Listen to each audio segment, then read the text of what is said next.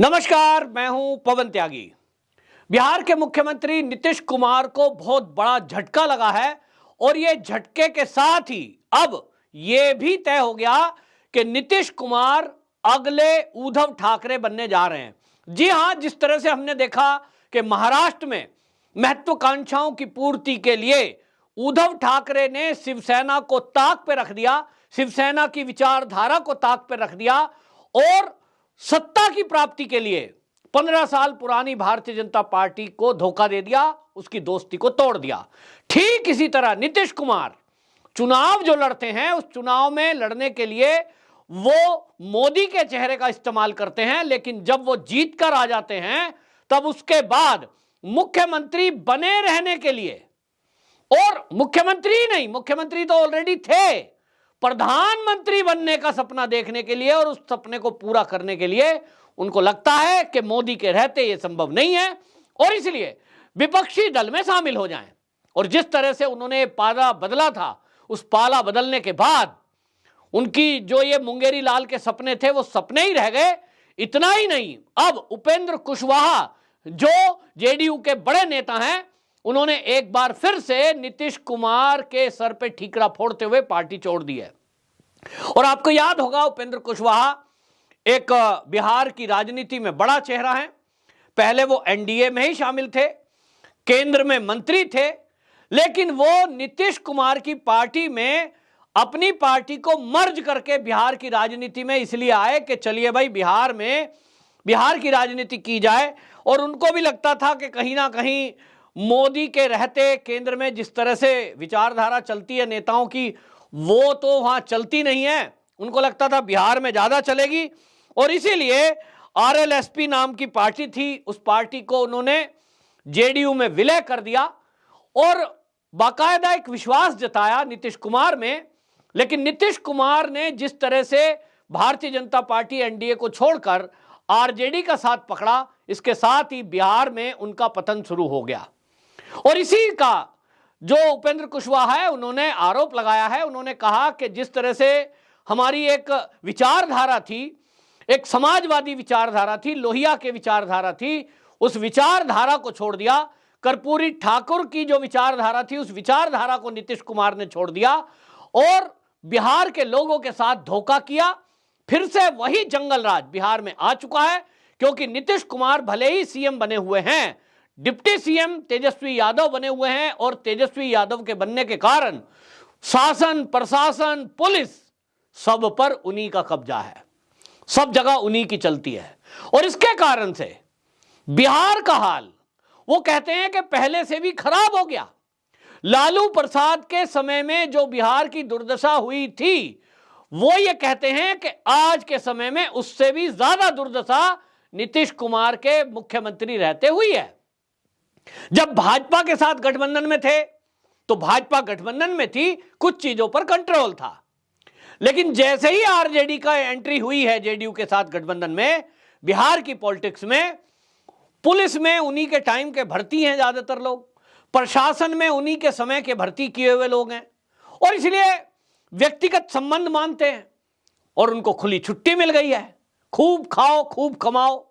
आपने देखा होगा कि पिछले दिनों एक इंटरव्यू पप्पू यादव का आया था और वो किस तरह से बता रहे थे कि एक दरोगा ये कह रहा था कि अगर नदी के किनारे का थाना केवल 1 साल के लिए मिल जाए तो करोड़ रुपया तो आराम से कमा लेते हैं, नौकरी की भी जरूरत नहीं है। बिहार के अंदर जहां एक तरह से इस तरह की बात हो रही है कि रेत के खनन माफिया इस तरह का खुला खेल कर रहे हैं, उस पर ये नेता खुलकर स्वीकार कर रहे हैं। और अभी हाल ही में जो बीएसएफ के साथ भिड़ंत हुई है, जिस तरह से बीएसएफ के ऊपर इन खनन माफियाओं ने हमले किए हैं, उसको लेकर जिस तरह से बवाल मचा है, ये किससे नहीं छुपा है। सब कह रहे हैं बिहार में वो जंगल राज वापस आ गया है और इसलिए उपेंद्र कुशवाहा ने पार्टी छोड़ दी है और पार्टी छोड़ने के साथ ही नई पार्टी की घोषणा भी कर दी है। और उपेंद्र कुशवाहा ने अब अपनी जो नई पार्टी बनाई है, उन्होंने उसका नाम रखा है राष्ट्रीय लोक जनता दल, आरएलजेडी। अब ये नई पार्टी बन गई है और अब इस नई पार्टी में अभी तक तो ये कहा जा रहा है कि उपेंद्र कुशवाहा की कोई अभी तक साथ नहीं गया है। आपको ये भी बता दूं कि कुशवाहा जो हैं बिहार के अंदर 2 से 3% के बीच हैं और इसलिए ये कहा जा रहा है कि अभी कोई बहुत बड़ा झटका नहीं है, बहुत बड़ा जन आधार नहीं है, अगर ये भाजपा के भी साथ जाएंगे तो बहुत ज्यादा कोई फर्क पड़ने वाला नहीं है, और इस तरह की बातें की जा रही हैं। लेकिन आपको बता दूं कि नीतीश कुमार भी कुर्मी हैं और उनका भी प्रतिशत बहुत ज्यादा नहीं है। ये तो एनडीए के साथ मिले हुए थे, मोदी के चेहरे पर चुनाव लड़े थे और इसके कारण से ये सत्ता तक पहुंचे। और आपको यह भी याद रखना चाहिए कि बीजेपी की सीटें ज्यादा थी, उसके बावजूद भी उन्होंने अपने नेताओं को पीछे रखते हुए नीतीश कुमार को मुख्यमंत्री बनाया था। लेकिन नीतीश कुमार, जैसे कि समझ लीजिए कि पलटू राम उनका नाम लेते हैं लोग, लेकिन उनको कहना चाहिए गद्दार। और गद्दारों की क्या सजा होती है, भारतीय जनता पार्टी में अमित शाह ने खुले तौर पर बता दिया है। अमित शाह जब महाराष्ट्र में एक कार्यक्रम में गए तो उन्होंने सीधे सीधे बिना नाम लिए उन्होंने कहा कि जो गद्दार हैं, जिन्होंने हमारे साथ धोखा किया है, उनके साथ क्या हुआ है ये सब महाराष्ट्र की जनता देख रही है। तो महाराष्ट्र में दिख रहा है कि उद्धव ठाकरे जो लगातार हमला करते रहे और धोखा देने के बावजूद भी वो अपनी गलती स्वीकार नहीं कर रहे थे, आज शिवसेना के अंदर से उनके खिलाफ पूरी आवाज उठी। लोगों ने यह कहा कि भाई शिवसेना का गठन जो हुआ था बाला साहब ठाकरे जी की विचारधारा के कारण से गठन हुआ। एक विचारधारा हिंदुत्व की विचारधारा थी और बाला साहब जी की विचारधारा उनके बेटे ने ही छोड़ दी। तो शिवसैनिक और शिवसेना, फिर उसका मतलब क्या रह गया।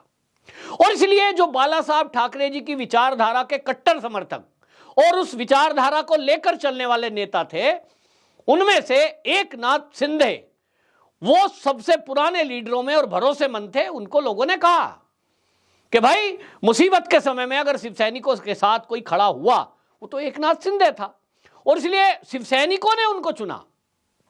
और ये हमने देखा कि महाराष्ट्र की जनता ने भी उनको चुना। आज जिस तरह का काम एकनाथ शिंदे कर रहे हैं उसके कारण से ज्यादातर विधायक और सांसद उनके साथ आए। शुरू में तो दावा यह किया जा रहा था कि वो कुछ भी नहीं कर पाएंगे, उनकी सरकार गिर जाएगी। ठीक इसी तरह बिहार में नीतीश कुमार भले ही अभी दावा करें, लेकिन आपको बता दूं कि जिस तरह से उन्होंने अपना एक आधिकारिक आवास वो छोड़ दिया है, वो बता रहा है कि नीतीश कुमार को भी अब लग गया है कि सरकार चलने वाली नहीं है, ज्यादा दिन ये सब चलने वाला नहीं है। आपको बता दूं उन्होंने जो है अपना आधिकारिक आवास जो है मुख्यमंत्री का, एक अन्य मार्ग उसको छोड़कर वो चले गए हैं 7 सर्कुलर रोड पर। और ये जब जब आप हिस्ट्री उठा के देख लीजिए, जब भी कभी उन्होंने अदल बदल की है और उनके सामने कोई मुसीबत आई है तो वो अपने घर पहुंच जाते हैं। 7 सर्कुलर रोड पर वो पहुंच जाते हैं। उनके जो राजनीतिक पंडित हैं, इर्द गिर्द वाले लोग हैं, बताते हैं कि नीतीश कुमार के लिए जो है 7 का अक्षर 7 नंबर वो भाग्यशाली मानते हैं, और इसलिए समझते हैं कि भाई वहां पहुंच जाऊंगा तो शायद मेरी कुर्सी भी बच जाए और मेरी राजनीति भी बच जाए। लेकिन इस बार बिहार का जो गणित है वो ये बता रहा है कि अब की बार नीतीश कुमार का ये मिथ भी टूटने वाला है कि भले ही वो 7 नंबर के मकान में पहुंच जाए, वो घर बदल लें, वो दल बदल लें, लेकिन अब उनका पतन शुरू है और उनका हाल उद्धव ठाकरे जैसा होने वाला है। उपेंद्र कुशवाहा अकेले नहीं है और वो अकेले इस तरह की घोषणा करने की मूर्खता करेंगे भी नहीं। उनके साथ साथ आपको बता दूं कि आरजेडी के अंदर से भी कई सारे ऐसे नेता हैं जो चंद्रशेखर के बयान के बाद, जो मंत्री का बयान आया था रामचरितमानस पर, उसके बाद से अंदर आरजेडी के अंदर भी ये बातें उठने लगी थी कि जिस तरह की राजनीति ये कर रहे हैं आरजेडी वाले, तेजस्वी यादव कर रहे हैं, लालू यादव कर रहे हैं, इसका तो एक ही फंडा है कि भाई तेजस्वी यादव या तो उसका भाई या तो उसकी पत्नी या तो लालू, ये एक खानदान की पार्टी बनकर रह गई है। क्या इसके अलावा आरजेडी में और कोई लीडर है नहीं? ये सवाल अंदर से उठ रहा था। और यही सवाल आपको बता दूं प्रशांत किशोर ने बिहार में घूम घूम कर ये सवाल उठाया है। उनकी यात्रा अभी भी चल रही है। उन्होंने गांव गांव में जब छोटे छोटे नुक्कड़ सभाएं की हैं, उसमें उन्होंने सवाल पूछा जनता से कि भाई लालू ने अपने बच्चों को सेट कर दिया, एक उप मुख्यमंत्री बन गया, कल को वो मुख्यमंत्री बन जाएगा, क्योंकि जेडीयू आरजेडी गठबंधन ने घोषणा कर दी कि हमारा तो जो लीडर होगा, वो गठबंधन महागठबंधन जो बनेगा, उसका लीडर हमारा आरजेडी से होगा। अब जब गठबंधन के नेता के रूप में यह घोषणा हो गई है, इसका मतलब बिल्कुल साफ है कि महागठबंधन जो बिहार में आरजेडी, जेडीयू, कांग्रेस, कम्युनिस्ट मिलकर के बना रहे हैं 2024 के लिए और अगले विधानसभा के लिए, वो घोषणा कर दी उन्होंने कि हमारा तो आरजेडी से होगा। अब जब आरजेडी का नेता होगा महागठबंधन का, तो निश्चित रूप से नाम घोषित है, तेजस्वी यादव होगा। जब तेजस्वी यादव वो नेता होंगे तो सीएम भी वही होंगे।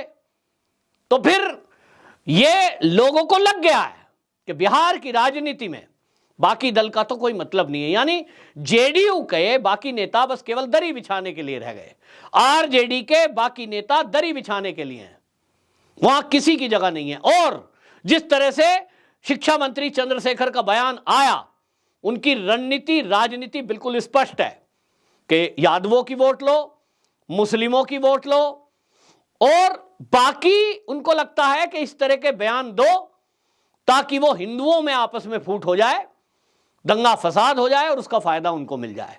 उनको लगता है कि छोटी कास्ट के, मतलब उनको लगता है कि ऐसी वोट भी आपको मिल सकती है, एससी, एसटी और ओबीसी तो यादव है ही हैं।